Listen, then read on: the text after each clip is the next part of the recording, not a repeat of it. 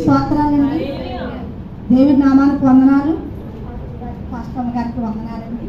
చూడొచ్చిన సహోదరులందరికీ వందనాలండి.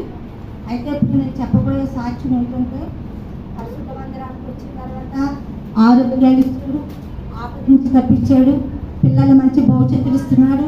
పరిశుద్ధ మందిరంలో అందరం కూడా రూఢీపరిచి సాక్ష్యాలు ఎన్నో చెప్తున్నాం. మనం పరిశుద్ధ మందిరంలో ఆత్మీయ తల్లిదండ్రులు చేసిన ప్రార్థన వల్ల ఆరోగ్యాలతో ఇప్పుడు ఈ నూతన సంవత్సరంలో ఏప్రిల్ నెల లాస్ట్లో ఉన్నామంటే ప్రతి కుటుంబాలని బిడ్డల్ని కూడా కాచి కాపాడి కరుణించి కనికరించి జ్ఞాపకాలు తీసుకుని దృష్టి పెట్టి ఆస్వాదించి దీవించి పరిశుద్ధాత్మలు కొమ్మరించి ఈ రీతిగా వాళ్ళని నిలబెట్టిన దేవాదేవికి కృతజ్ఞతాస్తులు చెప్తామండి. ఒకసారి ఇప్పటి వరకు మనల్ని నిలబెట్టిన దేవాదేవికి ప్రతి విషయంలో కూడా ఆయన నిలబెట్టి ఎన్నో సాక్ష్యాలు ఇక్కడ విస్తారమైన సాక్ష్యాలు చెప్తున్నారు. పరిశుద్ధ ప్రార్థనా మందిరంలో తల్లిదండ్రులు ఆత్మీయ తల్లిదండ్రులు మనకి ఇచ్చినందుకు మనం ఎంతో ధన్యులు తండ్రి ప్రభు. ఆమె అలాగే మా చిన్న మనవరాలు 10th క్లాస్ అండి, 600కి 531 మార్కులు వచ్చాయండి.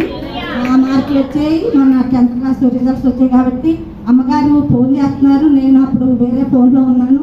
అప్పుడు పెట్టమని చెప్పారు. నేను మార్క్ లిస్ట్ పెట్టడం జరిగిందండి. ఎంతో అద్భుత రీతిలో ఆచరణ రీతిలో మొన్న పెద్ద మనవరాలు కూడా 470కి 457 మార్కులు పొందుతుందండి.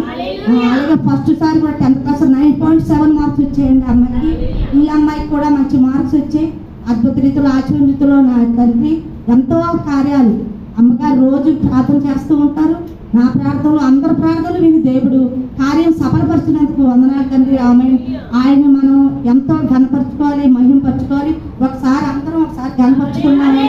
హల్లెలూయా హల్లెలూయా. అందరి కార్యాలు చేసిన దేవాలయానికి స్తోత్రాలు. మంచి యవ్వనస్తులందరికీ మంచి భవిష్యత్తు ఇచ్చిన దేవాలయానికి అందరికీ మంచి ఆరోగ్యాలతో ముందుకి ఇంకా భవిష్యత్తుతో ఉంచినందుకు వందనాలు తండ్రి. ఆమేన్.